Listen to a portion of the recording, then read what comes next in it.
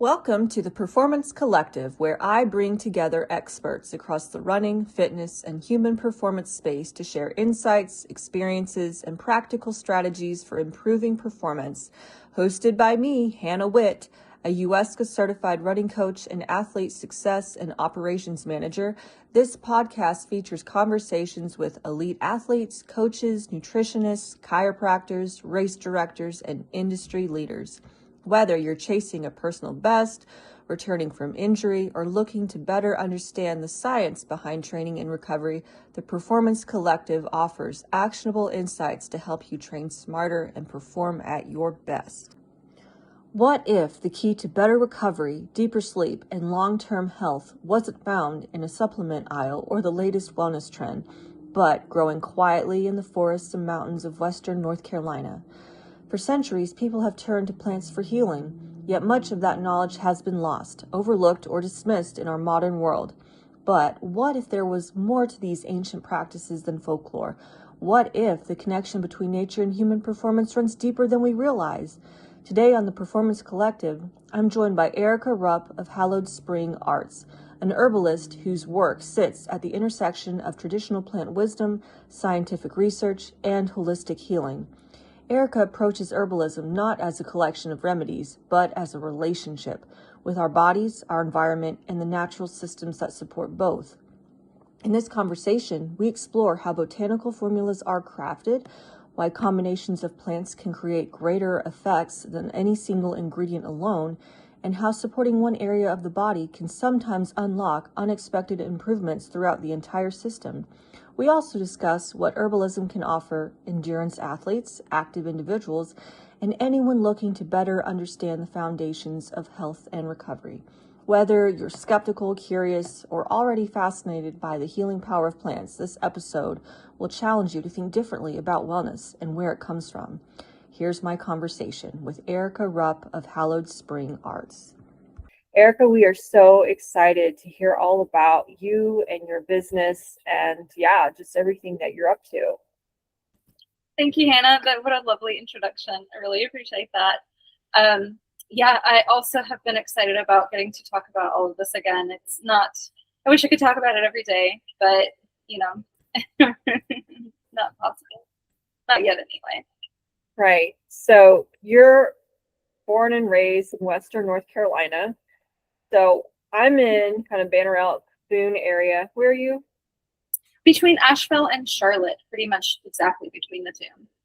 Awesome. Great. So have you always been in that area ever since you were born, or have you bounced around a little bit? I've lived in various places in North Carolina. I lived on the coast for a little while, and then I lived in Asheville for 6 years. I spent a year in Florida, but I've always called Western North Carolina home, deep home. I'm living back on the property. It's a very large property. I'm managing it. I came back to help my father, and then now I'm helping my mother, of course. And so I'm back on the family property that I grew up on. That's great. Your story. I didn't spend time on the coast of North Carolina, but I feel like everybody's had to do at least 1 year down in Florida before coming back, get it out of their systems. I had a similar experience. Where were you in Florida? In Florida, so I was on the Suwannee River, not Swanee, but Suwannee. Yes, and it is. I was staying with my aunt right out of college, high school. I think it was high school. It's been so long ago. And working at, just trying to discover myself, working at the university in Gainesville. We lived in an itty bitty town out on a limestone dirt road and in the middle of nowhere. It was completely beautiful. Awesome. So is Gainesville, I'm trying to picture, because I was in South Florida. Gainesville, is that more central, northern, or what? It's central on the coast. Not the coast, excuse me, the Gulf. Okay. Yeah, I feel like the Gulf Coast of Florida is like way more chill than the East Coast of Florida. And you have just, I don't know, Florida in general has so many different personality types. But yeah, that's interesting. Did you go to university down there or up here in North Carolina? No, I chose to go straight to, and I recommend this to anybody who is currently looking at college or in college, first go to the community college, get your like associate's degree, then, which is what I did. It's so much cheaper. And then I went to UNC Wilmington for a marine biology degree. So I spent 4 years there. And then I wasn't quite ready to join the workforce just for personal reasons. As you mentioned, I was very, very depressed and just needed to continue. I just needed more structure and to continued guidance, and really, really wanted to go into fine arts and studio art and really study that, get into it. So I ended up at the local university called Gardner Webb University in Boiling Springs, which is close to Shelby, which is on the mountain side of Charlotte. Okay, awesome. So you study marine biology, and then you were more into studio art. Were you just kind of exploring different passions, and art was one of them, but the biology aspect was another? Just how did that kind of fit together? Yeah, it took me a while to figure out that they are actually complementary. And it's all about creativity. It really is about how your mind gets trained. Not so much about what you book learned, because those aren't extremely similar, but biology, science, true science comes from a place of the best place to come from in science is I don't know. Not to set out to prove a point. So with that necessitates a great deal of creativity. Seeing a blank canvas and being brave enough to make that first mark, knowing what you want to end up with. I absolutely agree. I have a biology degree too, but not in marine biology, just like human biology. So I feel like marine biology does lend itself to more creativity because the natural world obviously is so much more expansive than just looking internally at the human. But I mean, I don't know, someone would probably argue with me. They both have different aspects, obviously. But I appreciate how you said that, science and creativity aren't mutually exclusive. That's definitely true, I feel like. But in terms of how you started with herbalism, were you in the woods as a child, just kind of looking at plants and being very aware of that? Or did that come later after your formal training and you revisited that aspect of your upbringing? A little of both, actually. I've never thought of it that way, but yeah, thank you. A little bit of both. I did grow up on the farm and was definitely the one who chose the outdoor chores, because on a farm there's always chores. I did not want to be inside doing chores, and anything outside that I could do, I would do. But I didn't know anything about the plants around me. I never actually learned very much about them. My mom she didn't grow up in North Carolina. She grew up in Florida, so she didn't, was raising a family of 4. She didn't really have time to learn about the plants.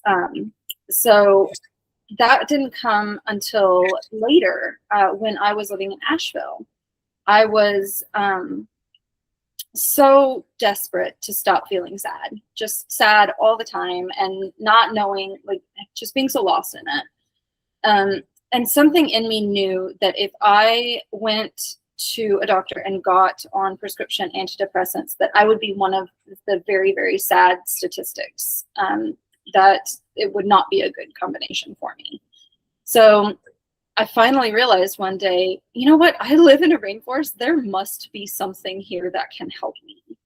And so I went to, I was living really, really close to Warren Wilson College up there in Swannanoa.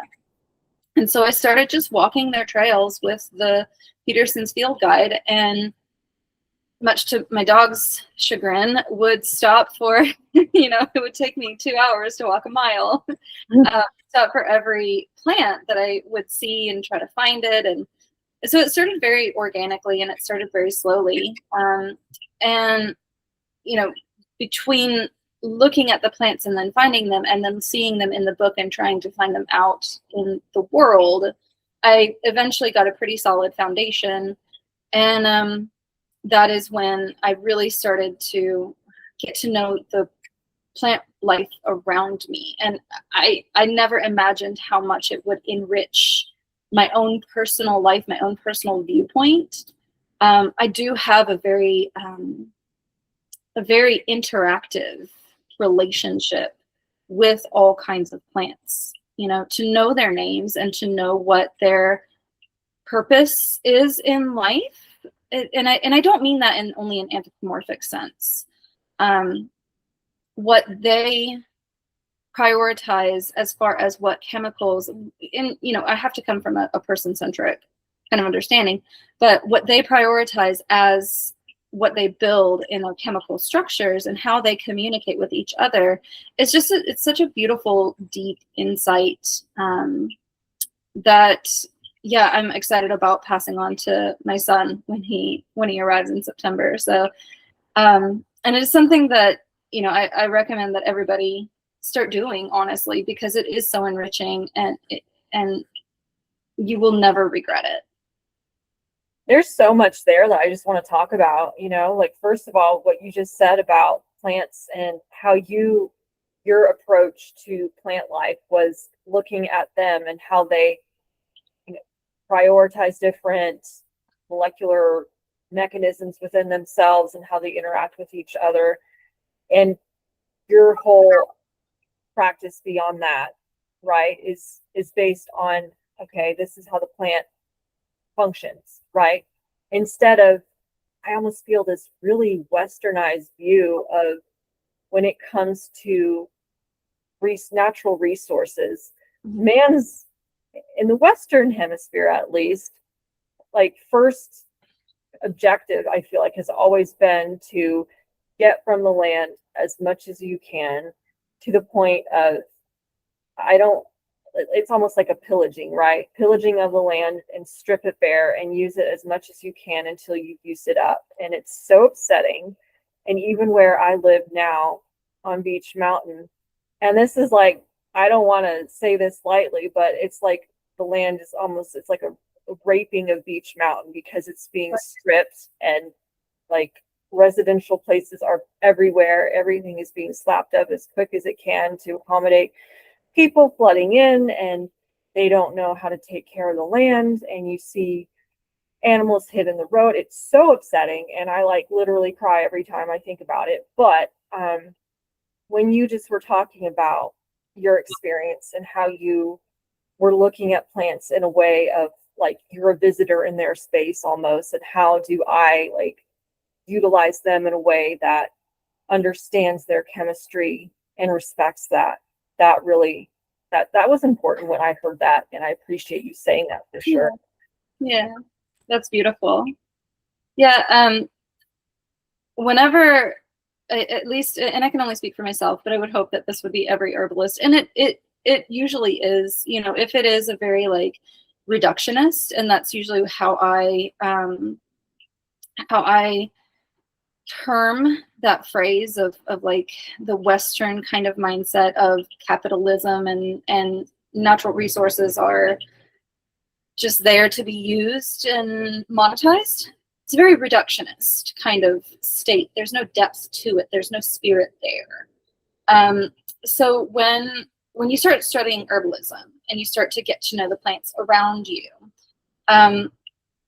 it's a very reciprocal kind of relationship. You know that what you're taking is an intelligent entity, force. It has an innate intelligence about it.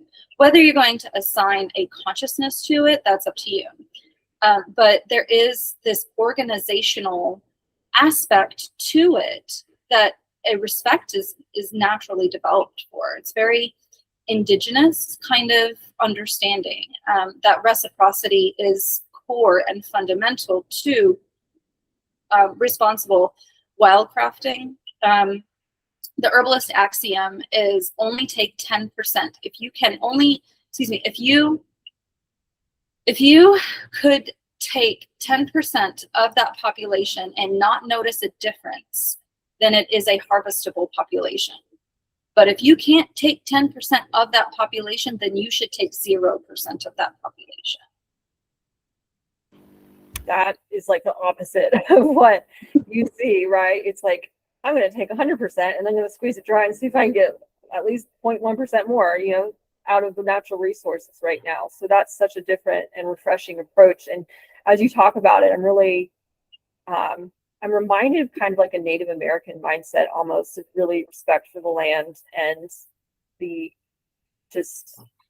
spirit that you kind of mentioned. And like you said, some people do assign spirit to the plants and wildlife, and that is their religion, their faith, and that's fine.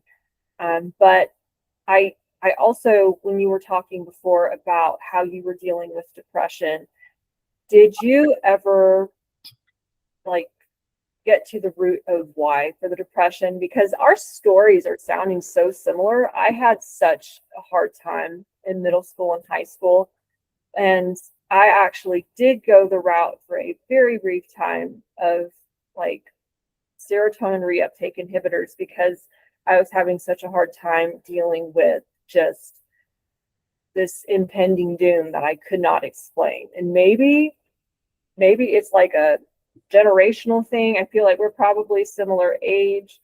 Maybe it was like something beyond that. I don't know. But when you have that and you honestly, it's like you can't isolate what causes it. And, for me, I chose like endorphins, endurance exercise. That's, my way of navigating that. For you, you went to the earth and you looked for it in that kind of way. Like I mentioned, I did very, very briefly try the serotonin reuptake inhibitors, and I felt like a walking zombie, right? It was horrible.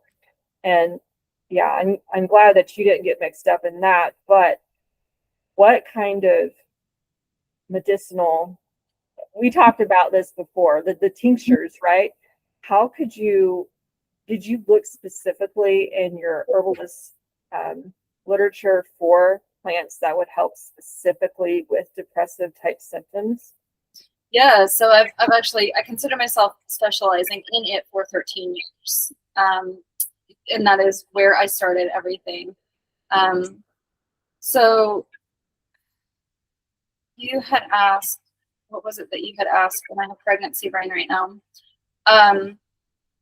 I don't even remember what I asked. There was a lot that I talked about there. Yeah. I said something about Native Americans. I said something about using more scientific-based drugs, and also how did you navigate herbalism, like geared towards trying to find plants that would help specifically with depression? Yeah. So what that is sparking for me is that it wasn't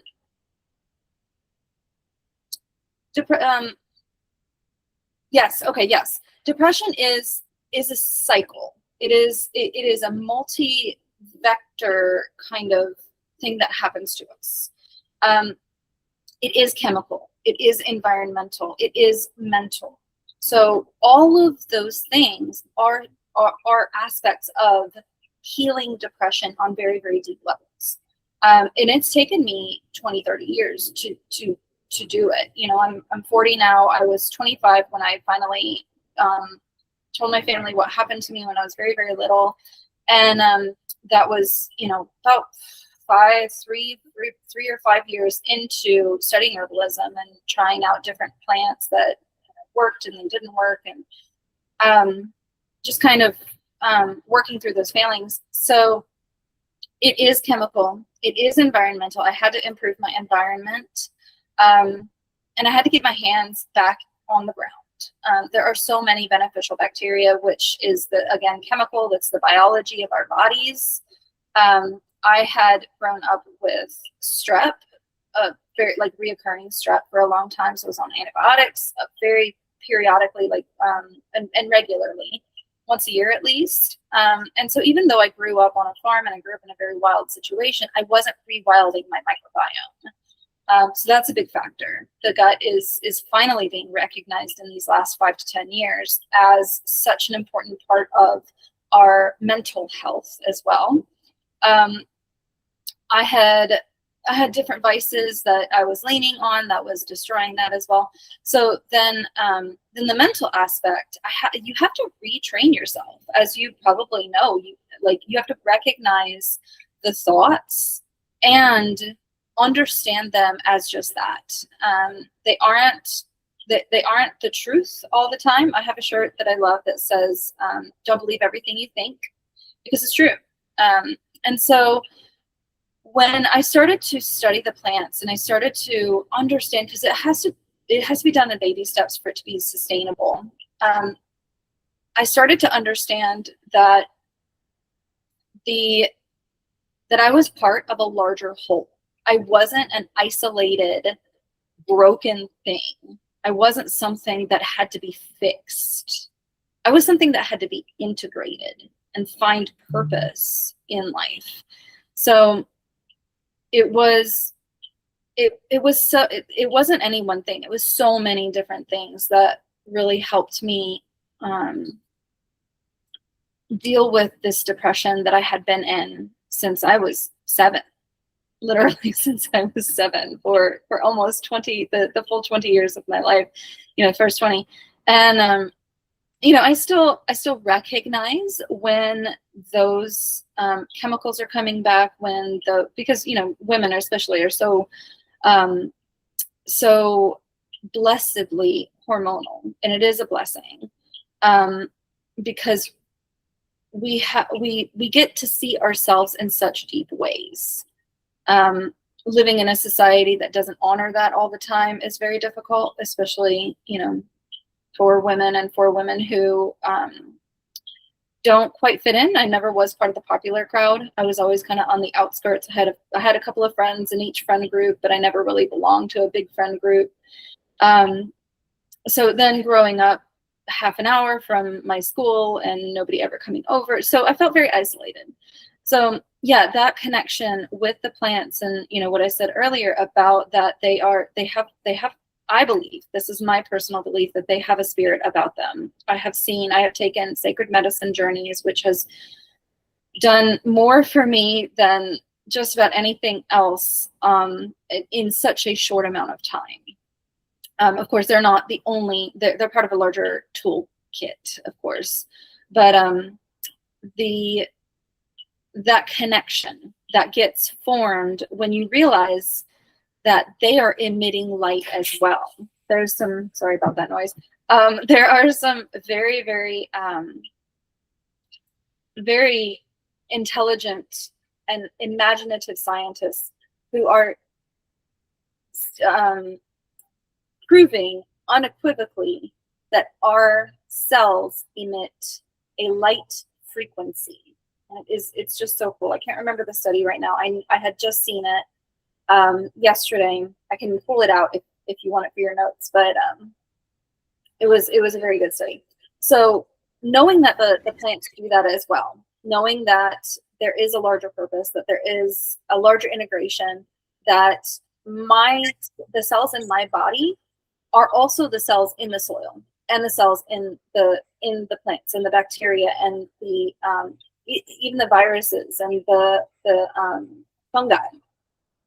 Knowing that fungal network, knowing that bacterial network, knowing that micro, the nematodes and the little mites and everything, all the tiny little invertebrates, it becomes this incredible symphony that I have learned to find a deep honor in participating, and to find a deep respect for this body has been something that it has been unmatched. I really appreciate that, for sure. Just, you said you feel like you were depressed since you were 7. Mm-hmm. How do you remember, I guess, almost like if you've always felt a certain way, how do you actually distinguish between, wait, maybe that's not normal to feel like that all the time? You had, I guess, the first 7 years of your life, right, where you weren't depressed. So I guess you're basing it off of that, because obviously in your mind you can, well, I'm not going to ask you to talk about the event that you said that you later said to your family was kind of the trigger, but I'm guessing that it was around that 7-year mark. But obviously for people who are dealing with depression, maybe it's been chronic their entire lives, and maybe they don't have like a normal point to base, symptoms from, right? Because they've always felt a certain way. And I guess that's really, really tough to deal with, because part of what I think your practice is telling people you don't have to feel that way anymore. And there are ways to feel better. Yeah. One of the first things that I realized is that I couldn't go from how sad I was every single day to just happy. Like it's not sustainable. My first goal, and I remember distinctly, my first goal was just to have more neutral days than sad days. And that neutrality, that like baseline of simply not feeling sad. That's it. That's all I wanted. I didn't want to feel happy because it was too much. It was too much responsibility. It was too much change. It was scary. I couldn't do it. So my first goal was just to have more neutral days than sad days. And one year I realized that I had successfully reached that goal. I had recognized when I'm sad, okay, I'm going to go for a walk. Or I'm going to go take this plant that has been helping me. And at that point, I wasn't making formulas so early on. But I was reaching for the tools that I knew were going to help me, and trying to change the patterns that I knew that I had recognized at that point were hindering me. So it is a very slow progress. And that's the only way sustainable change can be made, is through small, easy changes, not through radical, I'm going to ignore all the dark parts of me and just be happy, because that is not real healing. And then my goal became to have more, at least some happy days, as many happy days as I had sad days. And then I realized that I had to accomplish that. And it's, as I said, it's a cycle that feeds into itself. So either you're going to accept that dysthymic, and the Greeks called it a dysthymic depression, which is the most dangerous kind of depression, because, as you said, the baseline just keeps slipping down and down and down. And so the final, cut just becomes like, oh, well, that's not that far off. That's not that radical. I was not far off of that. So to start to shift that baseline up, just little bit by little bit, is the only sustainable way that I know of. And the only thing that I would recommend to anybody, it is really hard. It is the hardest work that you will ever do in your entire life, but it is equally as rewarding. Some people, I would occasionally find somebody to be able to talk to. There was a great donation-based place up in Asheville that I really benefited from. But there are a lot of really great resources if you're able to find them, depending on where you live. Of course, I was living in a very rich location. Of course, in the early 2000s, Asheville is not what it was now. So it was a lot more community-based and holistic than what it is now. Of course, there are more resources now. So anyway, my point is, you have to find what works for you. For me, it was getting into the woods, and it was learning about the plants around me, and it was recognizing, hey, I've been feeling sad for a really long time. I need to get outside. I need to go drink some water. I need to take the plants that have been helping me. And they are tools. They're not the answer, but they are tools. And so embracing that darkness is also so critical and so crucial. They're all of, I mentioned sacred plant medicine, and that is such an important part of my life. It is, and it's mind altering. It's the sacred ceremonies that we take the, pregnancy brain. I can't remember the name of it right now, but the mind-altering substances in a very safe and very sacred, structured kind of way. So within that is accepting the darkness, is understanding that the darkness has the most to teach us, or else it would not be there. It is so critically important to understand why this pain is happening. Let's lean into it and understand it instead of trying to medicate it away. So I think that's something that we are missing largely as a society as well. You know, and all of the new age stuff of I only want light in my life. No, the reason that I have my I don't know if you can see it in the video, but I have a gold mark here. And that is for the goddess who saved my life. She continued to come to me as an archetype. And it is Ma Kali Ma of the Hindu religion. And she's often terrifying. She's the dark-skinned goddess with a skirt of arms and a necklace of skulls holding a severed head. But it's because she's not afraid to explore those darker areas. And she is so brave and unapologetic about saying, you need to be here, but you're safe here as well. So depression is often, I think, misunderstood about fixing it and getting out of it and avoiding it. But that isn't the indigenous way. That isn't the ancient way. The ancient way is to understand it so that you can make friends with it and understand it as a tool instead of as a demon that is eating you alive. Almost like in the absence of darkness, how would you know that there's light, right? You have to have those polarities, right? And I thought of that when you were saying that, but also I think a lot of people there are lots of different kinds of intelligences, right? There are people who are very good with numbers. There are people who are very good verbally, people who are very good in social situations, but emotional intelligence, I think, is a very underrated one of the key intelligences. And people who are struggling with depression, I'm almost like, when you were explaining all of that, I'm almost wondering if, okay, Erica seems to have a really, really high level of emotional intelligence, able to regulate herself in such a way that she can literally set up the system where she can track days where she's feeling depressed versus neutral days. So anybody who's able to do that obviously has pretty heightened sense of emotional intelligence, introspection, whatever you want to call it. And then I thought, okay, so people who are dealing with depression, does that mean that perhaps their emotional intelligence isn't as heightened?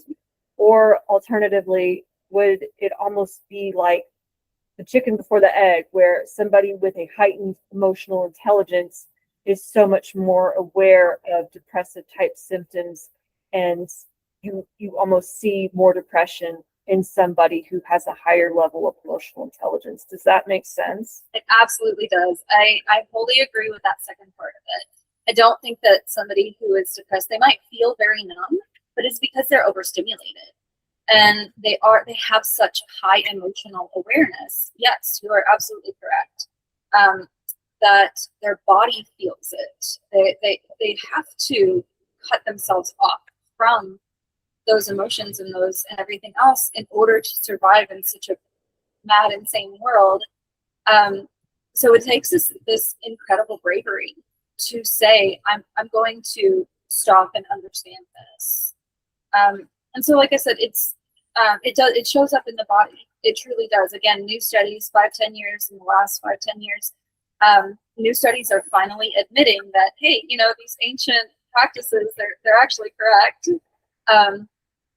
And when I started to realize that, that's when I was able to start making my other formulas, and start making any formulas, but making other formulas. And now, some of the first ones that I had made, when I think of the plants, especially like black cohosh, she was one of the, and I do refer to it as a she. She was one of the very first ones that came to me and said, "Hey, you need me." And it grows indigenous here. It is endemic in other words, to this area. Always, harvested responsibly. And she's, again, that fierce, that fierce, loving, feminine, very much like, you need this, and I'm going to give it to you unapologetically, in such a deep, loving way. So I do see them as intelligent, whole beings, while also, again, having that ability to have a reductionist understanding of them. So that's why I like to base my formulas in the scientific method, in the evidence-based method. So going to find the studies. I mean, I have literally a stack of books beside me right now that is this tall to reference. You can't really see it, but like it's now you can't see it. Lots of science around how my formulas are made, but the way that I interact with them is very much an interpersonal, an interspiritual kind of loving understanding. Sometimes if I'm able to get to know somebody, like a friend or a family member, I will get information about what they need as well. And it's something that arrives to me instead of something that like I'm able to find in a book. Yeah, there's a lot of nuance to it. Right. So I think about somebody who perhaps would really benefit from your formulas, and perhaps they've already tried pharmaceutical drugs, and they, maybe they weren't as heightenedly aware with their emotional intelligence as we were describing, and they felt pain in their body, but they didn't know what to explain it by, so they chose to take medication. And then perhaps the medication, it does provide some kind of numbing quality. Maybe with the nervous system in some regard, something is happening where synapses are altered in some way. I don't know. Maybe there's a neurochemical reduction. I'm not sure. But they perhaps at some point build up resilience to that, and that the body pain comes back. And I almost feel like your formulas treat the source rather than kind of masking as these kind of pharmaceutical drugs type things tend to do. And that was saying that I'd really like to discuss the difference, because we messaged about formulas and you have so many, but I really do want to dig into at least a couple of them if you have time to just kind of how did you create them? The one, and this is an endurance podcast for running, cycling, swimming, whatever endurance sport you're into. And first of all, do you tend to see a lot of athletes? And second of all, the one that I saw, that the injury formula is the one that stood out to me the most. Yeah. So one of the beautiful things about plants is that they're not isolated in their action. They have such a wide, varied beauty to them. They have a very physical component. I mentioned, as you mentioned, the injury. The black cohosh is such a beautiful plant. It's been well studied. Thankfully, it's also had some kind of, the FDA is kind of dabbling in reassigning dangers to plants. It's not something that I appreciate, but it is happening. Every time I used to look up a plant, it would come up with some really great sources, some really great, really neutral information. Now, when I look up plants, it comes with a lot of like sensationalist red flags. So I'll say that first. If you are going to educate yourself about this, go to the primary research papers, educate yourself on how to read those and how to recognize good ones versus not so good ones. So black cohosh is one of those that comes with a lot of sensationalist red flags right now, especially with the AI summaries. Please don't believe it right off. if after further study it does apply to you, then yes, absolutely take caution with it. But black cohosh has really, really beautiful action on, especially with muscle, muscle function, excuse me, and especially with the pain and the cramping associated with muscle function. So the stiffness, the heaviness, aching, tightness, especially joint pain, and especially in the pelvic area. It does have action across the entire body, but especially in the pelvic area.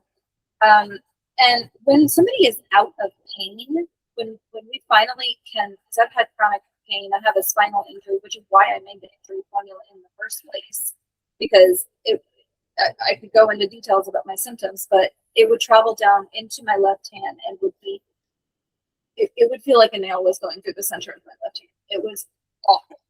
And I couldn't afford to go get surgery or go get an MRI. I was living the poor Asheville life. And so I decided, let's just see if this works. My injury formula is, it has to change a little bit based on the availability of the plants. Because sometimes, as you said, a population gets developed out of existence in my local area, and then I have to spend time going to find more populations that are sustainably harvested.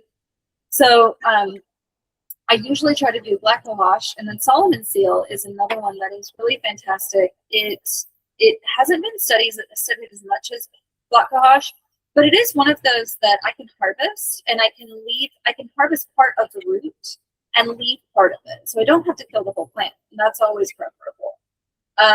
Solomon seal has even been reported in informal studies to relieve the pain of dwarfism.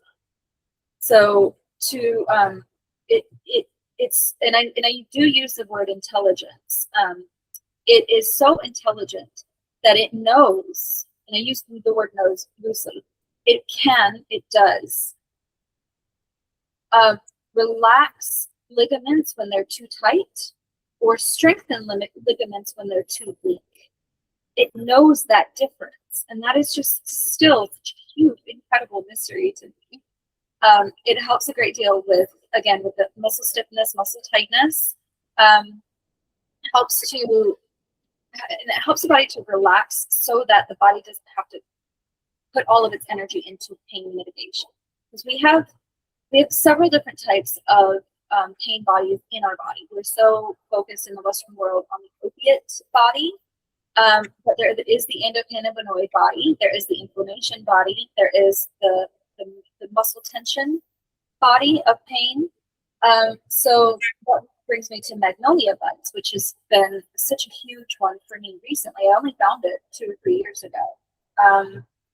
Magnolia, like Magnolia grandiflora. Yes, that old plantation magnolia. That is the one.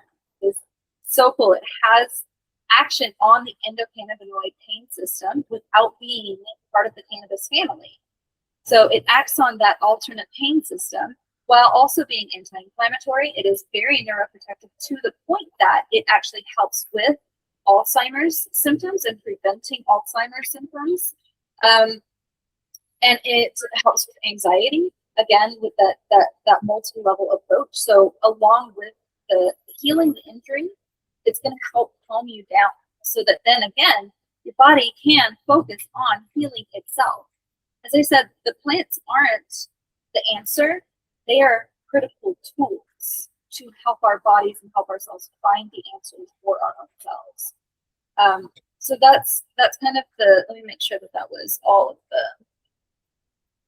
the, and then peppermint. I include peppermint in a lot of my formulas that I want kind of to have a more immediate effect. Peppermint has this really cool chemical in it called menthol. And of course it can be crystallized, and that's what I put in my sore muscle salve. It actually opens the cell walls, the individual cell walls of the body, to help the medicine penetrate deeper into the cells. And so it's a super absorbent without having to be a chemical. So that's the injury formula. Yeah, and then sometimes I'll put I'll have to switch out the Solomon seal for ashwagandha. Ashwagandha is a really fantastic one. It's a nervine. It helps again, calm the nervous system, helps with those anti-inflammatory markers. So you're right. We do in herbalism go to source. What are the systems that are asking for support? Not necessarily what am I trying to fix? What are the systems that are asking for support? And then go into those herbal categories. So the ashwagandha is with any somnorifica.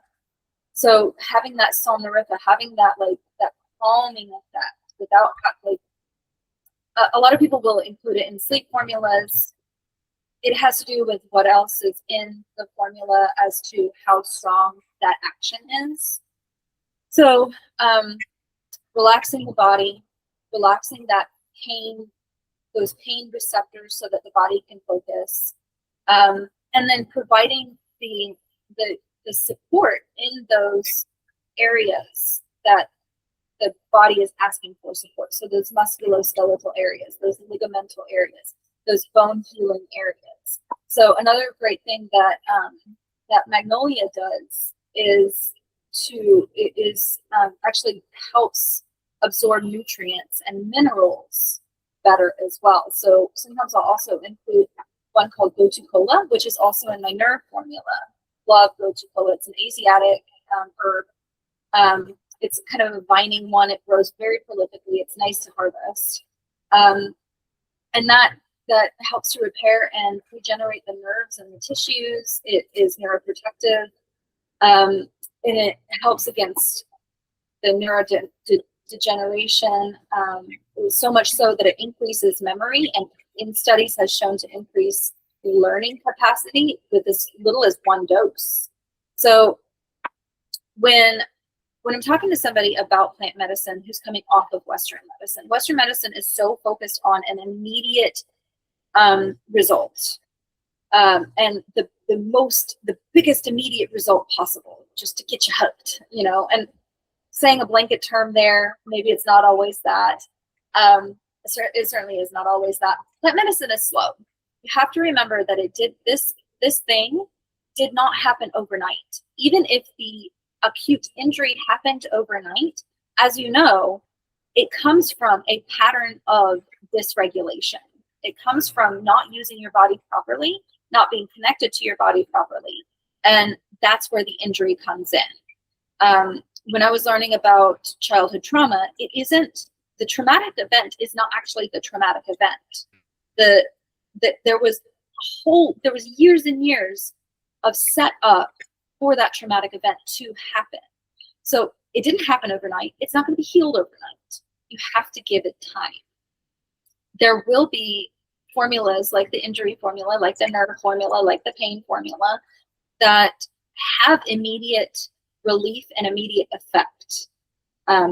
But the true action of the formula is going to be told over time. This injury formula in particular, I know Danny doesn't mind me telling this story. I've asked him so many times. Danny Bunch, some of you might know him. He's fabulous. I love him so much. He had an ankle injury, and he is a real athlete. He's got it going on. He had a foot injury that he could not walk 3 miles, and he would start crying. Like, it was so painful for him. He could not walk 3 miles. He started taking the injury formula, and 3 months later, he finished a full ultra. Happy, smiling, no problem.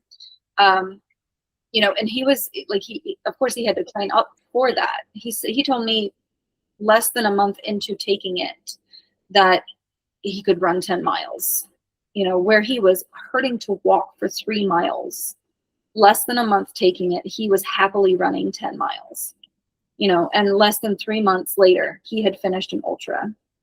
And he said he even stopped taking it because he was like, this thing isn't doing anything for me.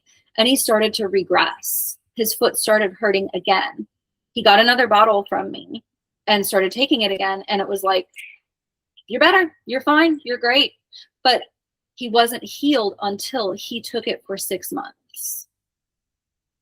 So that is one story that I love. I know I have permission to tell.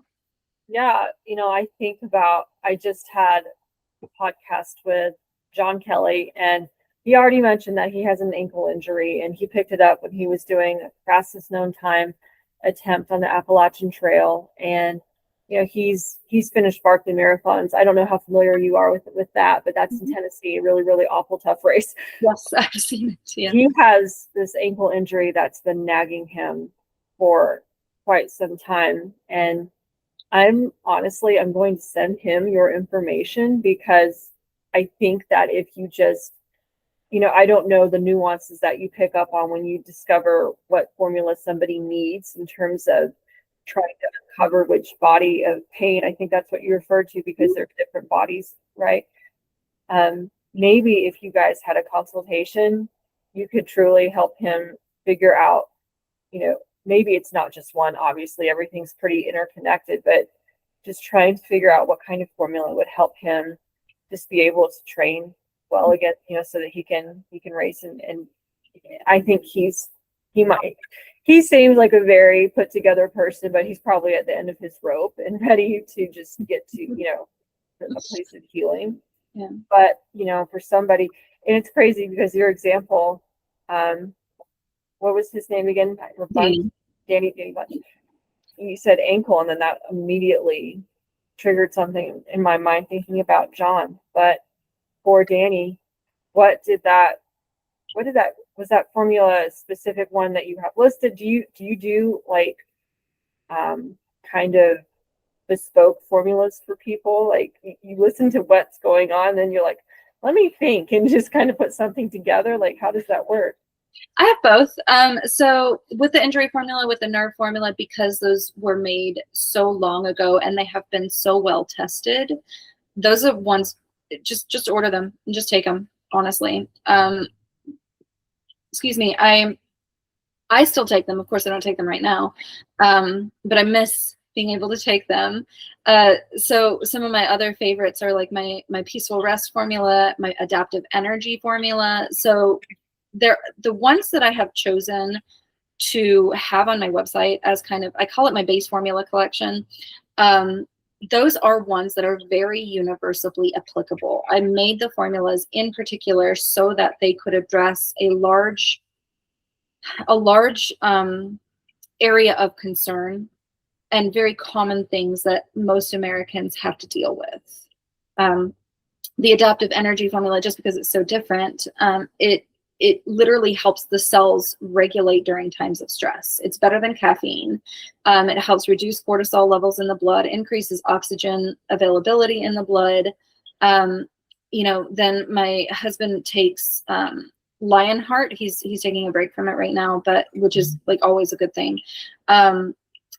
Takes Lionheart, and it increased his oh, blast it all. What do you call that? His oxygen, his oh heavens gracious, it was a really important marker in his cardiovascular system. Is it hemoglobin, something like that? No, it's some kind of athletic term. I don't remember now, and I know that's so anticlimactic, but it I include that in my performance category. It is so well tested. Then we've got, I have to remind myself of my formulas because they're just so common for me. Another area that I'm really interested in is infections, because they are so prevalent and it is such a big issue. Prescription antibiotics are such a big problem in our world, again, with that microbiome and the depression and just, basically straight just bombing our entire microbiome and not knowing how to rebuild it, saying, well, just go eat yogurt. It's kind of a monoculture environment. Go stick your hands and feet in some soil and don't wash it off, basically. That's the best way. So, the pathogen defense, I've specifically created it for one of the worst prescription antibiotic bacterias, were the most resistant bacterias. And it kills everything, but it doesn't indiscriminately kill everything. it actually leaves a little bit of your of the infection intact, so that your body continues to have a resistance to it, instead of just blasting everything. And then that, if that does remain, or if you catch it again, it comes in with a vengeance. So everything that's on my website, which is Hallowed Spring Arts, hallowed as in holy, everything on my website has been tested a great deal. There are a few that haven't been tested over the last 10 years. Maybe it's been more like 5 years, but everything that I have up there, I have confidence in. You had mentioned the hormonal support. Yeah, and hormonal support, like the hormonal body is so integrated and it is so complicated that, you know, if you don't find relief from it, let me know. Let me know. I just finished a formula for somebody who has leaky gut syndrome. And if it's successful with her and it's successful with a number of other people, I'll put it on my website. I'll make sure and get it up there. So what I do for individual people helps me to expand what I can offer for people who are just looking for that, like, I have this specific issue, I want something for it, and I don't want to, I just want to buy the thing. I don't want to have a conversation about it. I don't want to have to wait. So I have a formula that I don't have listed right now just because I haven't had time to finish the listing, but I made it for somebody who has multiple sclerosis. I'm not able to claim. I was just going to ask you about autoimmune diseases. Yeah. They're more prevalent in first world countries because we have so much medicine, right? And I was going to ask you if you have formulas that specifically help people dealing with autoimmune. Yeah, and that's a whole topic as well, you know, because that has to do with our immune system, which has to do with the microbiome system and how our food interacts with our bodies. Because when we have leaky gut, when we have a malnourished system, when we have all of these toxins coming in, our bodies can't respond in the calm, intelligent way that they're really meant to do so. So we get this overreaction of the immune system. Allergies are that too. Allergies are an overreaction of the immune system at its very basic core. So yeah, that's a whole, I love that topic as well. It's so complicated, and, but that's part of the reason I love it so much. So yeah, this advanced nerve support, if anybody wants it, let me know. I'll be happy to finish up the listing. It's just been so busy lately. But I made it for somebody who has multiple sclerosis, and it is to help address that unique type of pain, but also to support the immune system, not to downregulate it, but to help the body remember.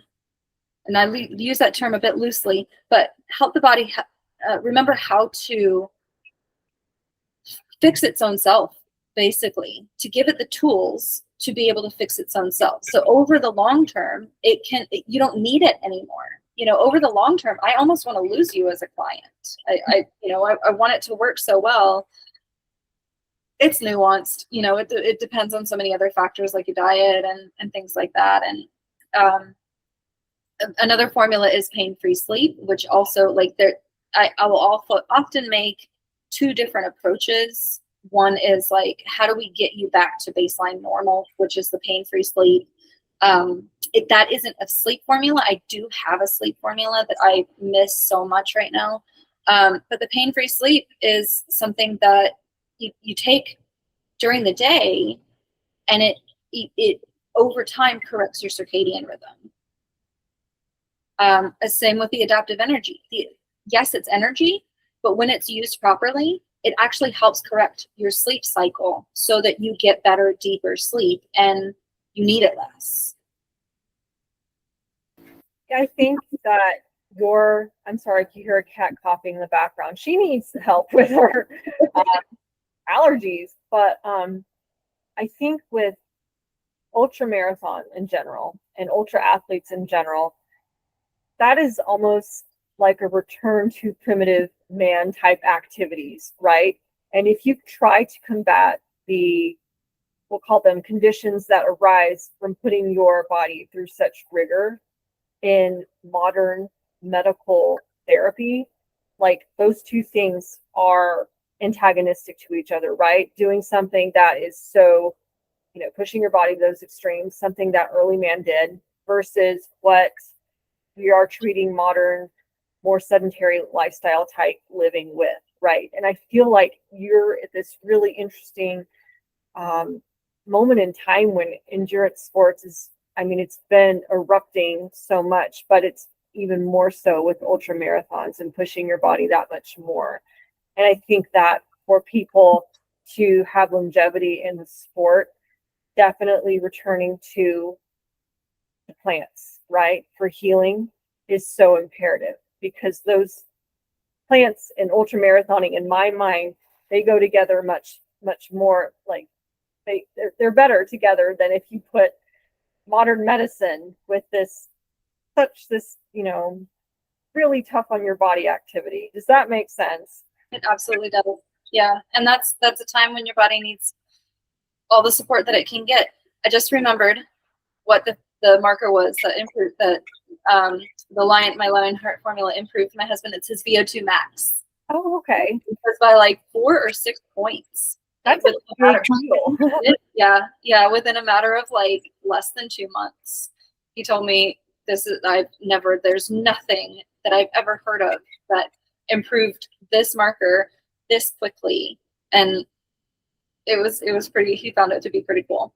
So are plants, I'm thinking about herbs in the body, what's happening? Are they causing airways to not be as restricted? Are they causing the heart to pump more efficiently? Like, what is the actual scientific mechanism behind how that can be? All of those things, honestly.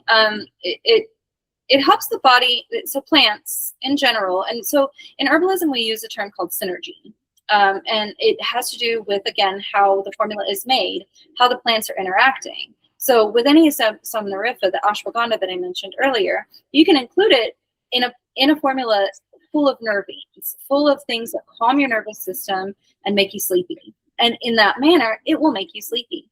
But if you include it in a formula that helps your body heal those nerves in an active way and not so much geared towards sleeping, then that's going to be the action of that herb. They're going to work together. It's like being on a work team, and the energy of that team, it has to do with what kind of work you're going to produce. If you're on a team that is very, very harmonious, on a job that everybody loves and very much geared towards one certain thing, then you're going to produce that one certain thing. If you have that same team and you're geared towards another certain thing, or a slightly different team, you're going to produce the same thing. So again, with the it's okay. No, I understand what you're saying. Literally losing gray matter as like throughout these 9 months, and then like continuing on into the next 2 years. Literally, my brain is rewiring, so I lose my train of thought a whole lot. So thank you for being so. Oh, you're fine. You're fine. I'm not pregnant, and I feel like that most days, so I don't have an excuse. You're fine, but I appreciate your explanation with the synergistic kind of things that are going on with plants working together, because you mentioned all these different types of plants, but when you actually put a formula together, obviously it's very imperative that you get the amounts correct, because I'm sure that some things can overpower others. Some things may react in a certain way that's not favorable. So people hearing this, you're like, oh, that's the plant that I need. You have to be so sensible about how you pair it with different things, because they are powerful. Yeah, quite so. So the plants, as I said, don't have a specific action. Some of them, yeah, there's a shorter list of what they're doing in your body than other plants. Like chamomile, we could go on and on and on and on about it. It is such an unsung hero. It is actually anti-cancer. It has anti-cancer properties to it. It is so cool. Little, the little Bigelow tea bags that your mom, offered you when you were sick. It's a pretty powerful plant. So anyway, The plants, as I keep saying, are not the answer. They are the tools. So whatever system you are wanting to support, other systems are going to be supported as well. Yes, your cardiovascular markers are going to improve. Yes, your respiratory markers are going to improve. Yes, your cognitive markers are going to improve. It all depends on which plants go together. And so when we're talking about performance, when we're talking about injuries and wanting to work harder in a healthy way, plants are absolutely such a wonderful way to do that. Whenever I do especially my wildcrafted formulas, I always use the plants fresh if I can. So I usually like to use the example of St. John's wort. If somebody has tried St. John's wort pills in the dried form and said, oh, this just doesn't work for me, you're right, it doesn't work for you because the active component is only active when it is in the fresh form. So when I harvest my St. John's wort, I literally have my jar of 100 proof vodka out there with me, and I pick it and I put it in to the jar immediately because I don't want any of that component to degrade. Same with a couple of other plants, but then there are some that it doesn't matter. Chamomile is chamomile, and you can do it stays intact. So whenever we are talking about performance, we want to remember that yes, the protein powders are great for a reason. Yes, the pills are great for reasons. But then we get into the discussion of the synergy. We get into the discussion of freshness, of where is the plant putting that energy into right now.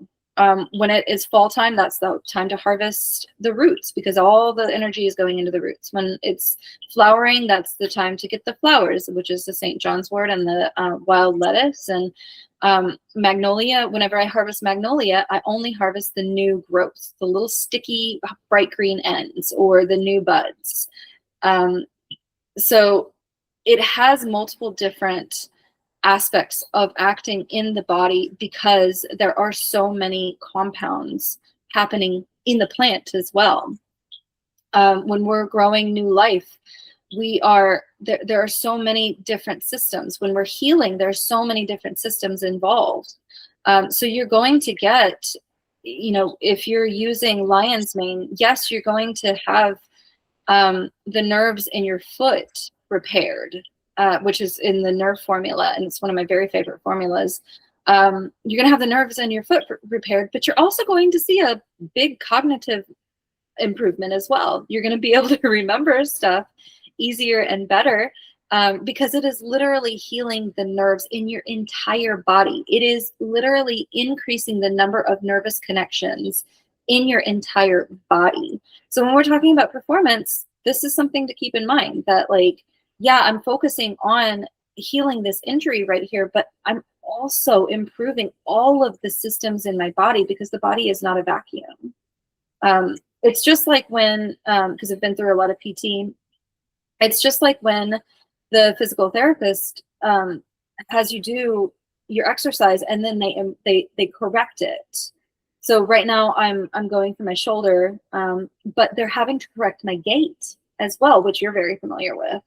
When you correct your gait, it not only fixes the problem in your foot, but it also fixes the problem in your upper ear, in your inner ear.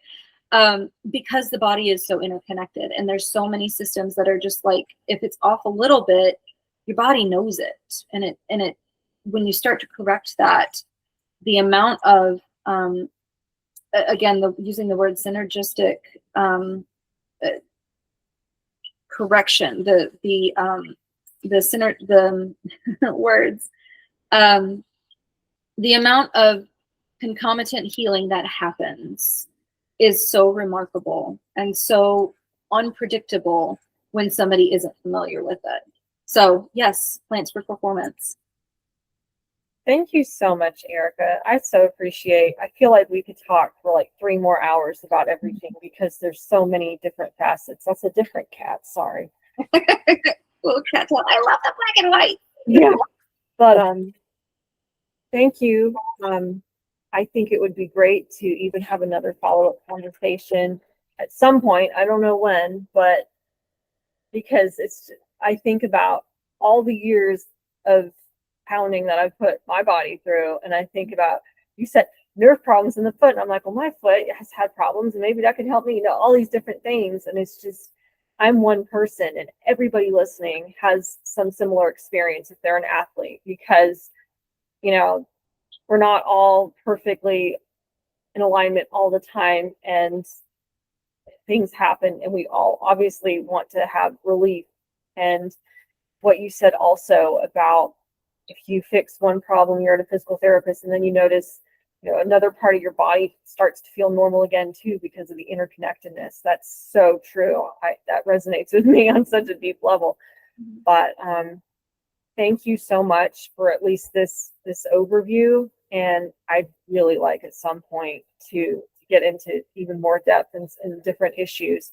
I think the autoimmune component that you mentioned was really interesting. Infection, that's super interesting, especially I feel like in college I had so many infections because your immunity's down. You're in an environment with people, their germs and everything all the time, and there's really no escape. And then you're putting your body through so much with training. And I think there's so many things we could talk about because there's so many layers. But thank you. And you mentioned for people who want to learn more about formulas, more maybe about your backstory, speaking with you, you obviously know what you're talking about from both, a lived experience scientifically, because your background is in biology, right?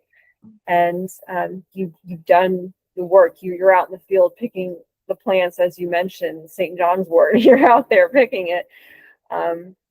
So you're obviously a very, very great source of information for this. So where can people learn more about you? Are you on social media? How does that look? Yeah, thank you, Hannah. And it has been an honor to talk to you about this. I whenever I do interviews or chat with people, it's always so interesting to see where they want to have the conversation to start, and then where it ends up. So I really, really appreciate that very personal kind of opening and talking about the depression, because it is such an integral key part of our entire experience. Because you can perform, but if your mental isn't there, then your performance isn't. You got to bed in the morning, so you can't perform. Yeah. So yes, I am on socials. I do have a Facebook. I get on it because I get notifications, but it's not something that I get on regularly. I have not been great about posting on Instagram, but that is the place that I post first. I really need to be better about it. This year has been quite the challenge. Growing a new human, I just have been so tired. And so I can do the things that I can do, and that's all I can do. So you can find everything under Hallowed Spring Arts. So it's HALLOWED, spring without an S. There's only one spring, arts, and that there is an S at the end of that. So it's hallowedspringarts.com, Hallowed Spring Arts on Instagram. And then my business profile on Facebook is Hallowed Spring Arts as well. Great. And you can send me a message over all of those platforms. I have, there's a siren going off over there, still at work right now. I have my phone number everywhere and my email everywhere. So send me a message. I will reply. If I haven't replied, it's just because I haven't seen it. So please, please, please reach out to me. It's not because I don't want to talk. It's not because I'm ignoring you. Obviously, I love talking about this stuff. I try really, really hard to keep it concise and not ramble on. I also do plant walks. So if you want me to come out to your property or to a state area, or a public area, then I'm super happy to do that as well. I love walking around and saying, oh, that's where that is. And oh, look, I never expected to see this plant here, So if that's something that you want to do as well, then that's something I love to do also, because connecting with the plants where they live is also part of the medicine. That's awesome that you do plant walks. I wondered what you find up here, because the deer eat absolutely everything. So there's not much left. That's great. Thank you so much, Erica. And we'll have to have you back on again. Yeah, I really look forward to it. I will be thrilled to do that.